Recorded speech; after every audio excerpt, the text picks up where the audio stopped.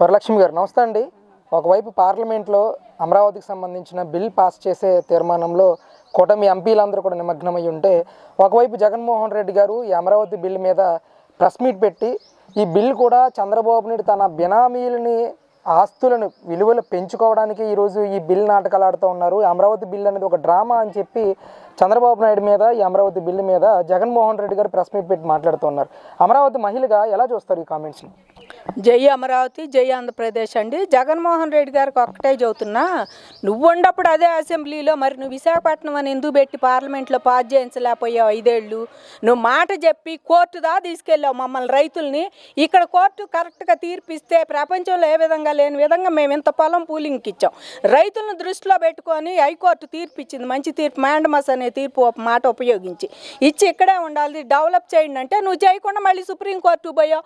మరి అదే బిల్లు నువ్వెందుకు పెట్టలే అసెంబ్లీలో? నువ్వే పెట్టపోయా? విశాఖపట్నం రాజధాని అని నీకు నువ్వు పెట్టుకొని ఉండారు కదా సినిమా డైలాగులు. 151 మంది మేము ఉండామని చెప్పి నువ్వు ఎర్రవీగావు.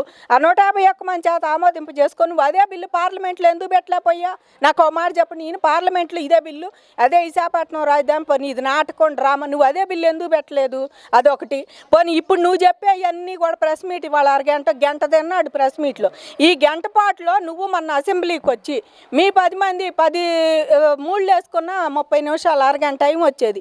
ఈ అరగంటలో మీరు ఏ విషయాలు రాసుకొని వచ్చి మీరు ఎందుకు అక్కడ సూచనలు సలహాలు ఇవ్వాల? చంద్రబాబు నాయుడుకి ఇస్తే బాగుండేది కదా అసెంబ్లీ. నువ్వు డిగ్నిటీ, నీ హుందాతనం నీకు ఉండేది వచ్చి నువ్వు మాట్లాడితే. అంతేగాని ఇదంతా జరిగేటప్పుడు ఇది డైవర్ట్ పాలిటిక్స్ అండి ఈయన చేసేయన్ని. వాళ్ళ ప్రెస్ మీట్లో నువ్వు నమ్మినా నమ్మపోయినా వాళ్ళ అమరావతి అవుతుంది. నువ్వేసిన వాళ్ళ సుప్రీంకోర్టులో నువ్వేసిన తీర్పే రేపు సుప్రీంకోర్టుకు కూడా బిల్లు తీసుకెళ్ళి ప్రభుత్వం అక్కడ ఖచ్చితంగా ఇదే రాజధాని అని హైకోర్టులో ఏ తీర్పు అయితే ఇచ్చారో అది ఇప్పించబోతుందని నీకు చెబుతున్నావు. అది నీకు తెలుసో తెలియదో కానీ రేపు సుప్రీంకోర్టులో నీ కేసు నువ్వు వేసింది ఇంకా నడుస్తానే ఉంది. ప్రభుత్వం రైతుల మీద వేసింది ఆ కేసు, ఇవాళ తీసుకొస్తారు. రేపు పార్లమెంట్ కూడా ఒప్పుకుందండి మాకు ఇదే రాజధాని అని చెప్పండి అని చంద్రబాబు గారు సుప్రీంకోర్టుకు తీసుకొస్తే సుప్రీంకోర్టు తీర్పు ఇచ్చేసిన తర్వాత నువ్వు ఎక్కడే బాలేవు. మళ్ళీ వచ్చి నువ్వు చెబుతున్నావు నేనేదో వస్తాననే కదా, ఈసారి వచ్చే ప్రభుత్వాలు మారుతాయి, వాళ్ళు ఇట్టాగే చేసుకుంటారని చెబుతుంది. అంటే జగన్మోహన్ రెడ్డి గారు చెప్తున్న అంశం ఏంటంటే, నేను ఏ ప్రాంతానికి వ్యతిరేకం కాదు, అమరావతి రైతుల దగ్గర 1,00,000 ఎకరాలు తీసుకున్న చంద్రబాబు నాయుడు 2 లక్షల కోట్ల రూపాయల అప్పులు పట్టుకొచ్చి ఎక్కడ డెవలప్మెంట్ చేస్తాడు? ఇది సాధ్యం కాని పని. అందుకే మేము మావిగన్ అంటే మచిలీపట్నం, విజయవాడ, గుంటూరు మధ్యలో పెడితే బాగుంటుందని చెప్పి ప్రభుత్వానికి ఒక తీర్మానం ఇచ్చాము, కానీ వాళ్ళు పట్టించుకోవట్లేదని చెప్పేసి కూడా ఒక కొత్త నినాదాన్ని తీసుకొస్తా ఉన్నారు. ఏందా ఈయన పట్టించుకునేది? ఏందండి వీళ్ళు పట్టించుకునేది? నీళ్లు ఉంటున్నాయా? నీళ్లు ఉండాలి, ఇక్కడ వీళ్ళకి నీళ్లు ఉండాలి, మరి అంత సమదూరంలో ఉండాలి. ఇప్పుడు నువ్వు గుంటూరు, ఇది మాత్రం గుంటూరుకి మచిలీపట్నానికి ఇప్పుడు ఉండ అమరావతి ఎంత దూరం ఉందండి రాజధాని? ఇక్కడ ఉన్న సచివాలయానికి వీటన్నిటికీ చంద్రబాబు గారు ముందు చూపుతా మీకు రైలు కూడా వేసాడు. హైదరాబాద్ నుంచి ఇక్కడికి ఎంప్లాయీస్ రావడానికి ఎంప్లాయీస్ ట్రైన్ అని ఒకటి వేసాడండి అప్పట్లోనే. వాళ్ళు కేంద్ర సహకారంతో చక్కగా వాళ్ళు వచ్చి ఇక్కడ శుభ్రంగా పనులన్నీ చేసుకొని పోతున్నారు. సాయంత్రానికి పోయేవాళ్ళు ఉంటారు, వారానికి 2 రోజులు పోయేవాళ్ళు, 2 రోజులు సెలవులు, వాళ్ళు శనివారం కూడా ఇచ్చాడు. ఇలాంటివన్నీ చంద్రబాబు గారు నీకన్నా అనుభవజ్ఞుడు చంద్రబాబు నాయుడు గారు. నువ్వు అంటున్నావే 1,00,000 కోట్లు అని, ఇప్పుడు 68,000 కోట్లు పెట్టుబడి వచ్చినాయి. ఇంకా దాని దూరం 32,000 వస్తే 1,00,000 కోట్లు అయినట్టే కదా ఇక్కడ పెట్టుబడులు. ఎన్నాళ్ళు చేయాలంటే చేస్తానే ఉంటారు వాళ్ళు. హైదరాబాద్ ఏమన్నా అది చదువు లాంటిదేనండి, ఎంత చదివినా తరగదు అన్నట్టు వాళ్ళు చేస్తూనే ఉంటారు. హైదరాబాద్లో వాళ్ళు మనం పోతే ఇంకా రోడ్లు పనులు ఏడోసారి జరుగుతూనే ఉంటున్నాయి మనం చూస్తుంటే. అలాంటిది ఆయన అన్ని ముందు మెయిన్ అయిన సచివాలయం, మరి హైకోర్టు, అసెంబ్లీ 3 మాత్రం పర్ఫెక్ట్గా దానికి తగ్గ రోడ్లు వేసుకుంటారండి. ఇదే రాజధాని. ఇక రాష్ట్ర ప్రజలకి రాజధాని లేకుండా చేసే ఉద్దేశంలోనే చంద్రబాబు నాయుడు ఉన్నాడని, మేము వైజాగ్ని ప్రతిపాదిస్తే అది కట్టలేదు, సరే హైవే పక్కన కడితే అయిపోయిద్ది కదా అనే జగన్మోహన్ రెడ్డి గారి వ్యాఖ్యల్ని ఎంతవరకు సమర్థించండి? నేనైతే పూర్తిగా వ్యతిరేకిస్తున్నాను. ఎందుకంటే ప్రతిపక్షంలో ఉన్నప్పుడు నువ్వు ఒప్పుకొని చచ్చావు. నువ్వు ఒప్పుకున్నప్పుడు అక్కడ కూర్చొని నువ్వు మేము ఇచ్చేటప్పుడు నువ్వు రోడ్డు ఎందుకు ఎక్కలా? పొలాలు మేము ఇచ్చేటప్పుడు నువ్వు రోడ్డు ఎక్కి ఈ విషయాలన్నీ మాకెందుకు చెప్పలా? నువ్వు రైతులకి, ఈ 29,000 మంది రైతులకి నువ్వు అక్కడ గుడారం పెట్టి నువ్వు కూర్చొని నేను చెబుతాను రాండి అంటే మేమందరం వచ్చి ఇచ్చేవాళ్ళు కాదు కదా.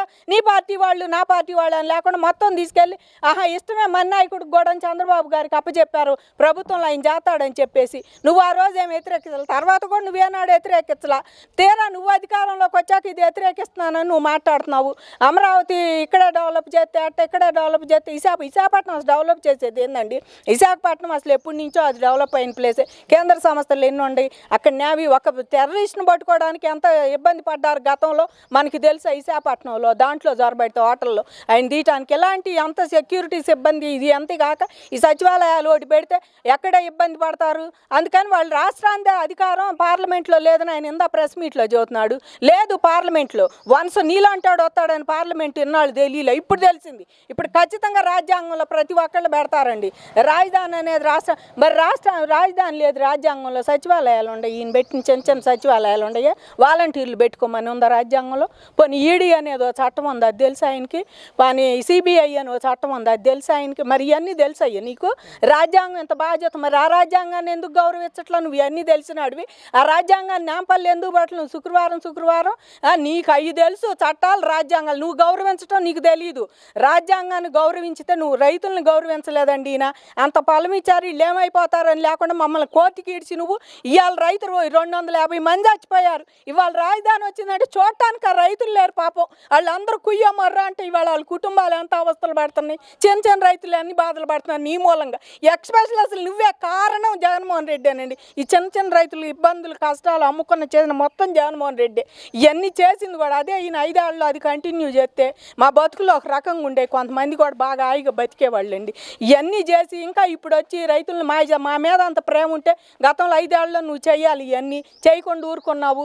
నీ ఇష్టం వచ్చినట్టు నువ్వు ఇవాళ ప్రెస్ మీట్ పెట్టి అది రాజ్యాంగంలో లేదు రాష్ట్రం. మరి రాజ్యాంగంలో 29 రాష్ట్రాలు మరి ఎందుకు రాజధానులు పెట్టుకుంటున్నాయి? అంటే ఇంకొక విషయం ఏంటంటే ఇక్కడ అమరావతి 1,00,000 ఎకరాల్లో 7 ఏళ్లలో చంద్రబాబు నాయుడు అసలు ఏం చేశాడు, ఏం డెవలప్మెంట్ చేశాడు అని చెప్పేసి జగన్మోహన్ రెడ్డి అడుగుతా ఉన్నారు. 7 ఏళ్లలో నువ్వు యాడ్ చేయనిచ్చా? 18 దాకా నీ కోర్టే సరిపోయింది. ఎన్జిటీ కేసు నీ పాడే నీ పచ్చిబద్దలు ఆ సన్నాసాడు. మా పక్కన ఉండే ఆళ్ళ రామకృష్ణారెడ్డి 360 కేసులు వేసి వాడు దినం చేసుకున్నాడు. అసలు 3 ఏళ్ళ నుంచి ఏమీ చేయలే. అప్పుడు మళ్ళీ 2 ఏళ్ళు 18 టు 19 7,000 కోట్లు పెట్టుబడితో టక్ ఇవన్నీ నిర్మించారండి వాళ్ళు. అసలు లేకపోతే ఇంకా ముందైతే అసలు నువ్వు వచ్చేవాడివే కాదు అధికారంలో. మా ప్లాట్లు ఇచ్చేవాళ్ళు చక్కర రైతులు మొత్తం జైహో చంద్రబాబు అని చెప్పేసి ఇంకా ఎక్కడైనా రాష్ట్రంలో నువ్వు చేసిన మాయ నేను చేస్తానంటే ఇంకా యువకుడు ఉత్సాహవంతుడు అని చెప్పి నీకెత్తే నువ్వేమి ఇట చేసి వచ్చావు. నువ్వు కనుక అది లేకపోతే ఇప్పుడు చంద్రబాబు నాయుడు గారు ఒక్క సంవత్సరం 18 టు 19 చేసినాయి ఈ పనులన్నీ.